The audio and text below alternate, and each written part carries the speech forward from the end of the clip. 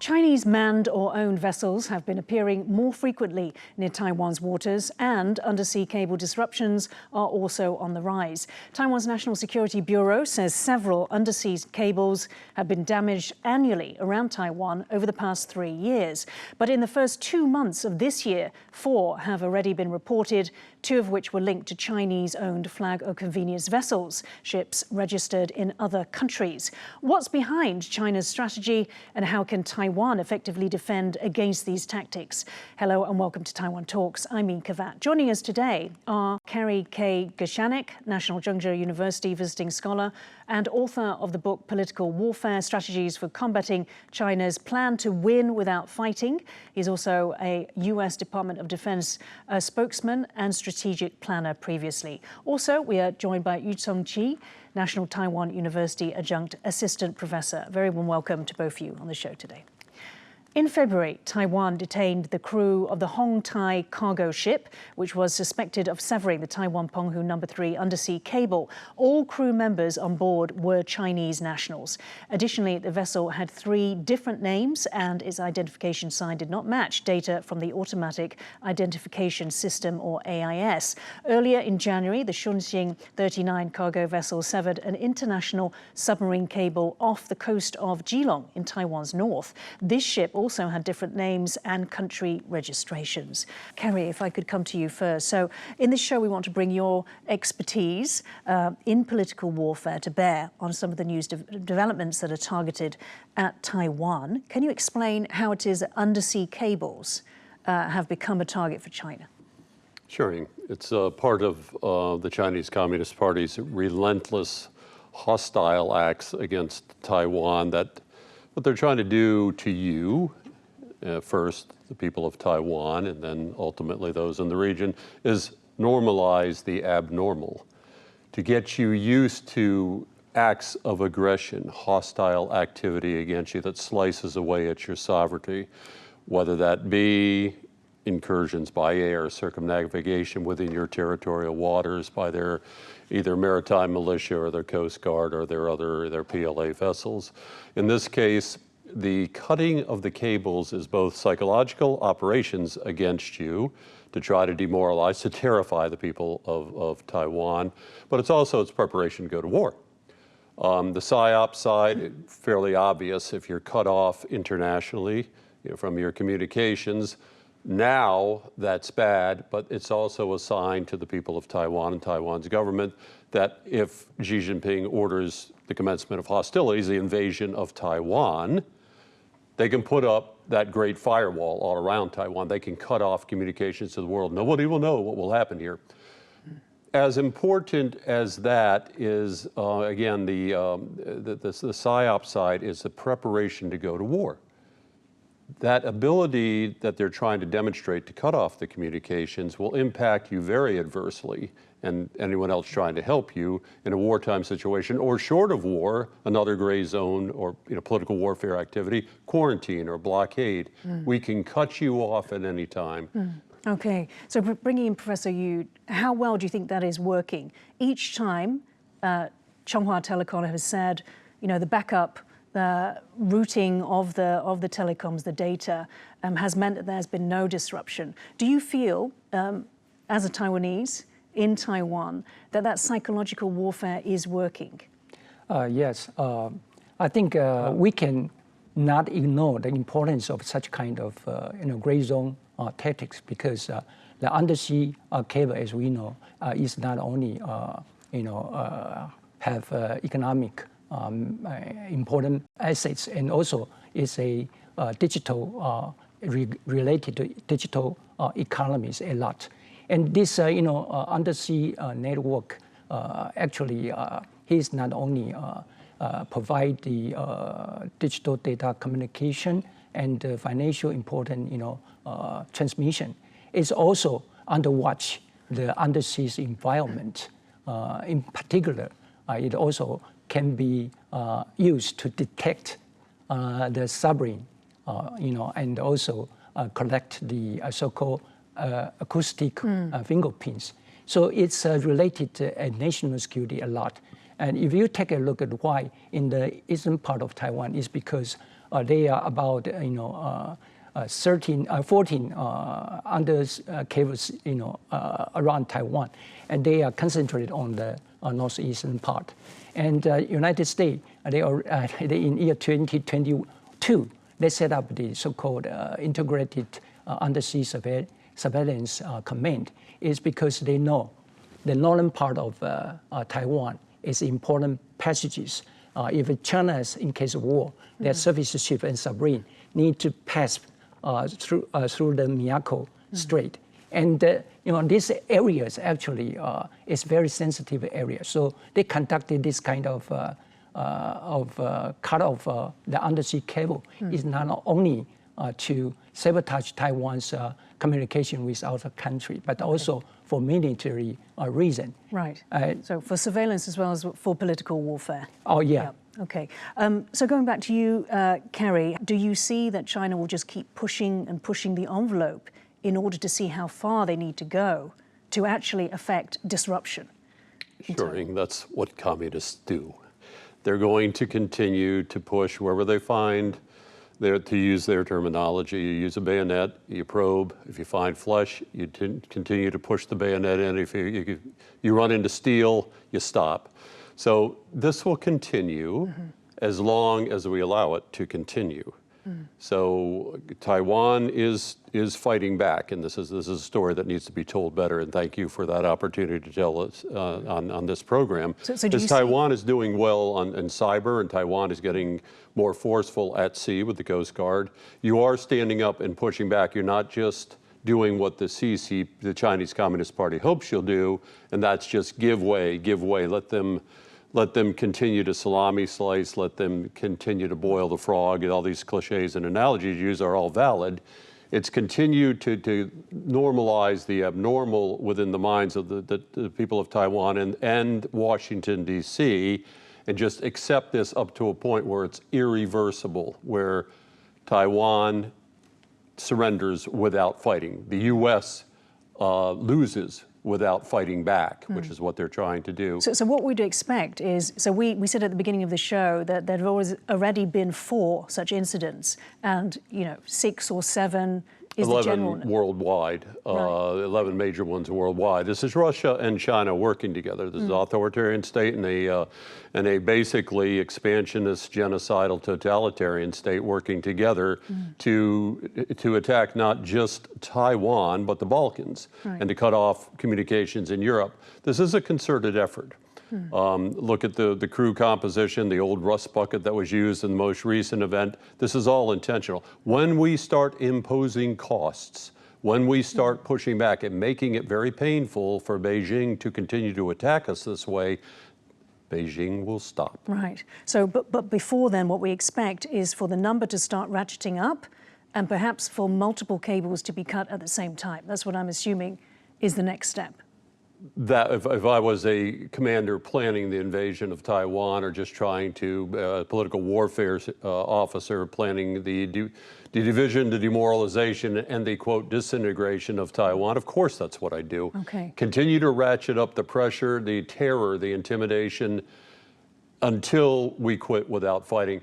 Of course, we're not going to let that happen. So how do we prevent that happening, Professor Yu? How do we impose that cost on China for doing this? It doesn't seem to be happening so far. Exactly. I think they were very likely to reaching up and doing this cut off more frequently. So Taiwan need to adopt some countermeasures. There's many options we can actually consider. For example, learning the military, so-called mini-lateral kind of strategy that help Taiwan seeking to connect our undersea cable with other countries. That's the way. And also we can build up more redundant system.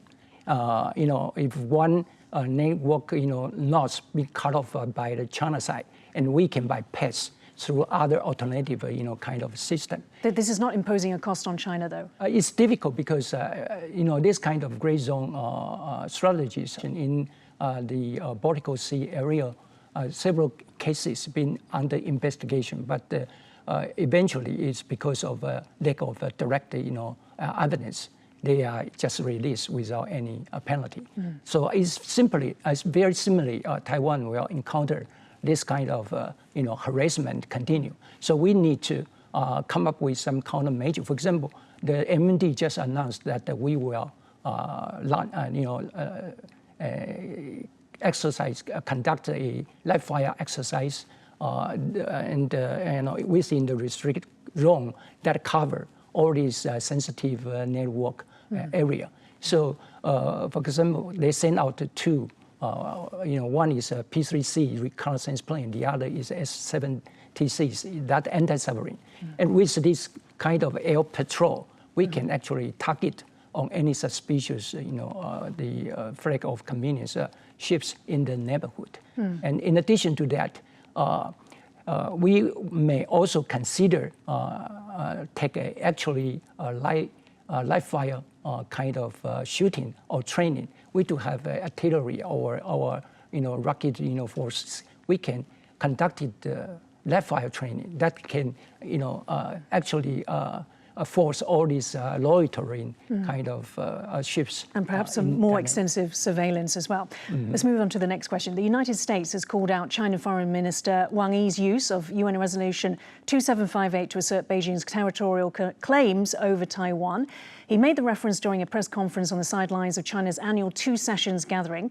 Washington said China's, quote, intentional misuse and mischaracterization of the resolution is, quote, part of China's broader coercive efforts to isolate Taiwan from the international community. The US State Department spokesman said the resolution, quote, puts no limits on any country's sovereign choice to engage substantively with Taiwan, and it does not preclude Taiwan's meaningful participation in the UN system and other multilateral fora. Kerry, again, using your expertise, can you explain to us how this fits into the overarching strategy of lawfare that China has?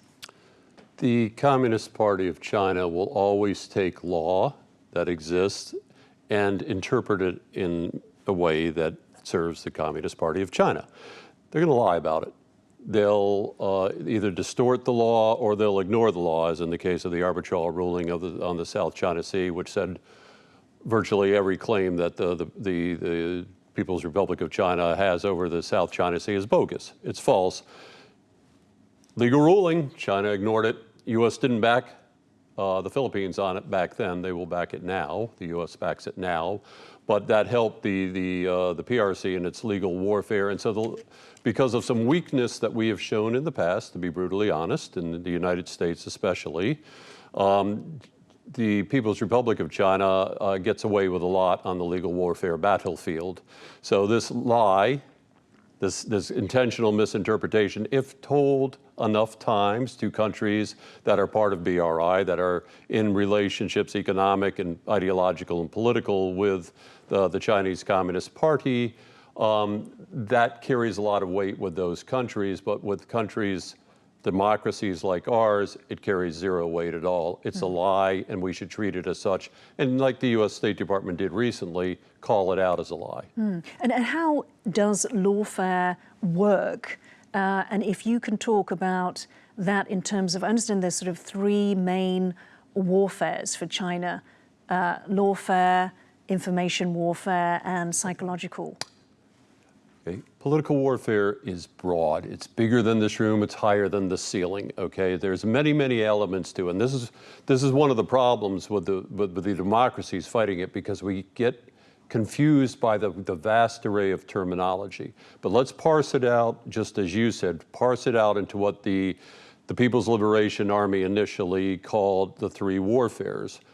Media warfare, public opinion warfare, same thing. Strategic psychological operations, which we talked a bit about already, and then legal warfare or lawfare. Okay, so the PLA came up with the concept.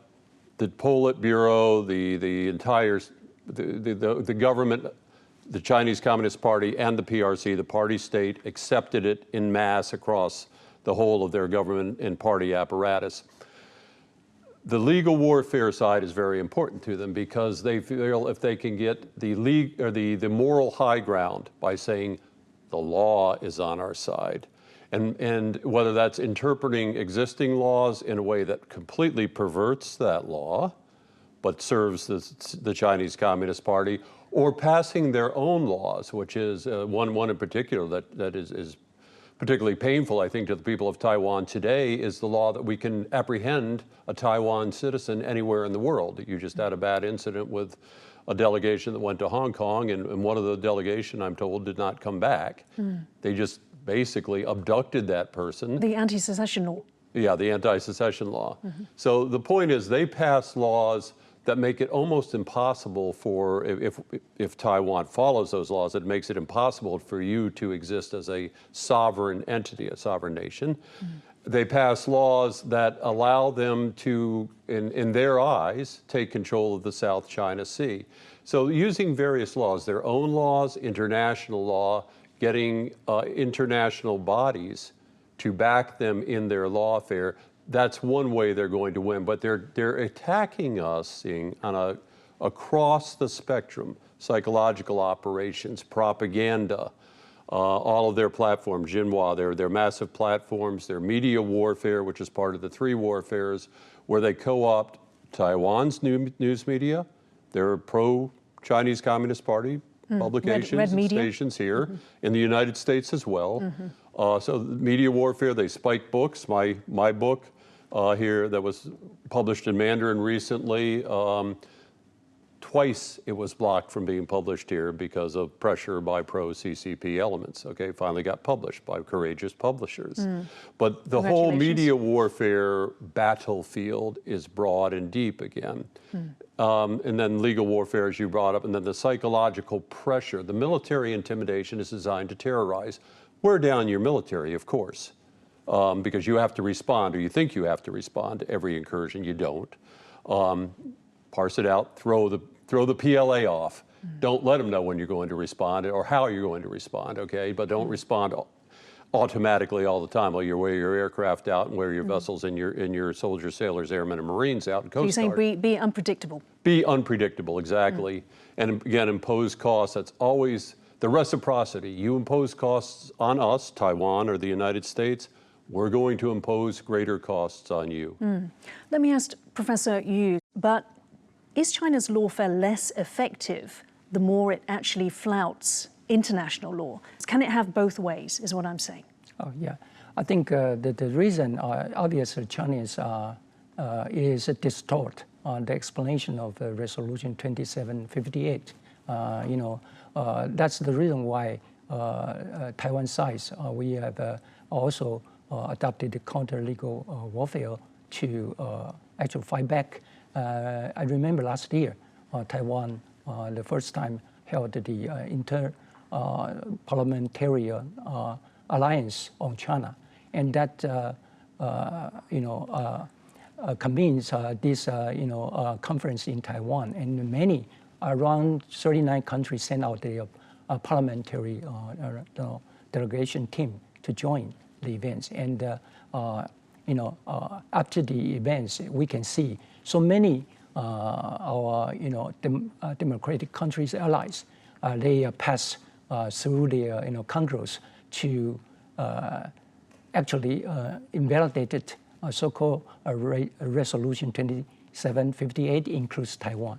So we can see UK and including the European countries, EU, and also Canada and Australia.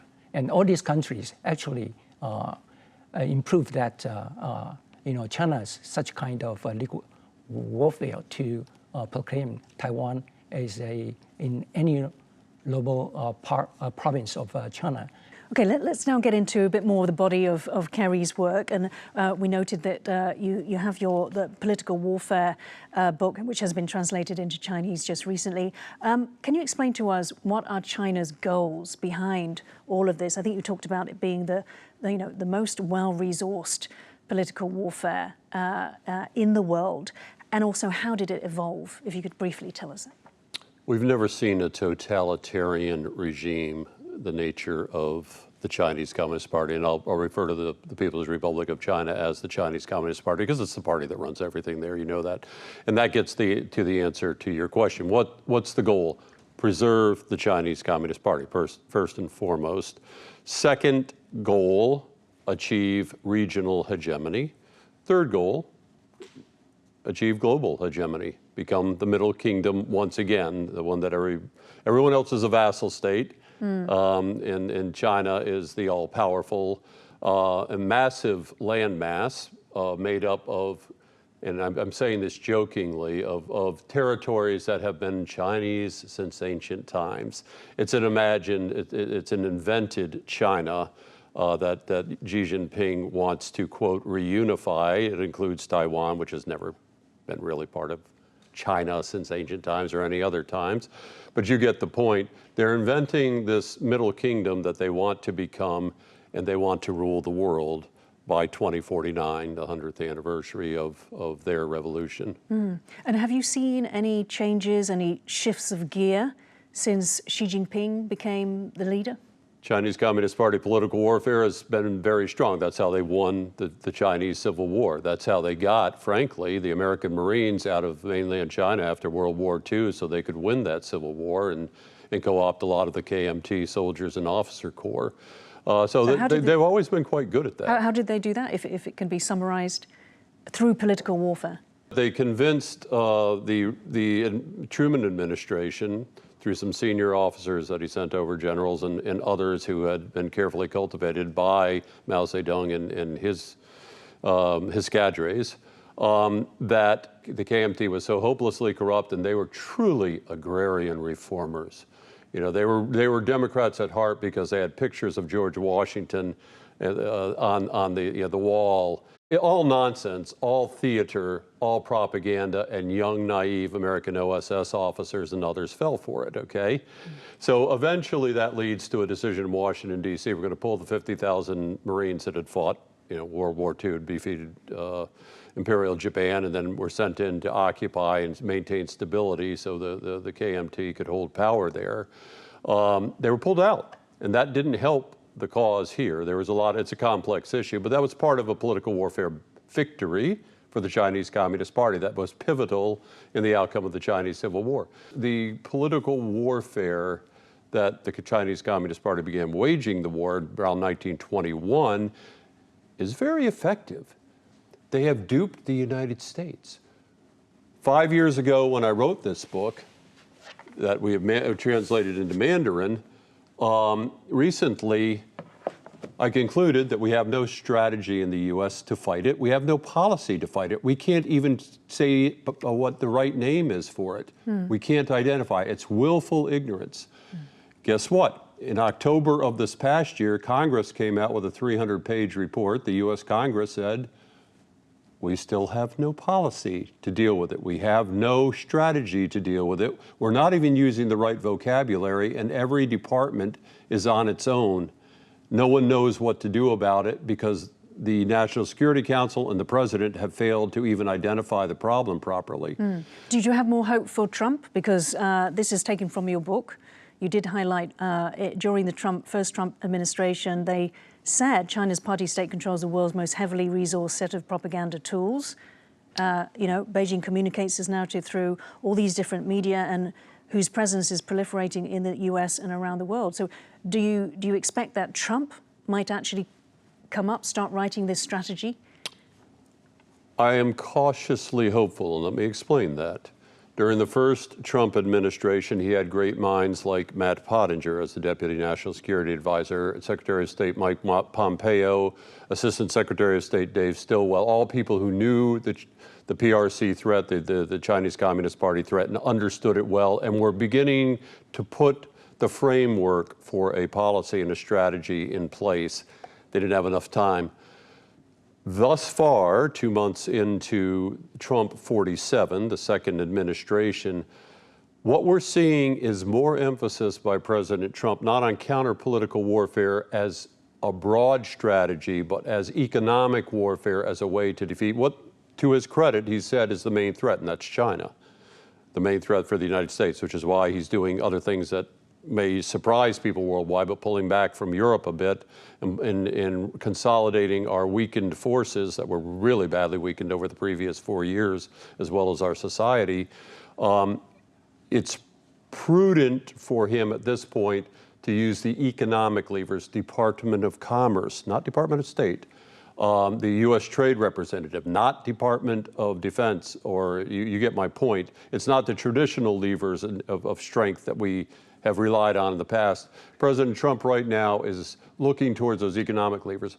I think at some point he's going to realize we need a broader counter PRC political warfare strategy, and that's when great minds that he has on his team, like National Security Advisor Waltz and Secretary of State Rubio, that's when they're going to be brought into play, and I think we'll begin to get a really well thought out strategy like we had in the first Cold War that ultimately won the Cold War against the Union of Soviet Socialist Republics.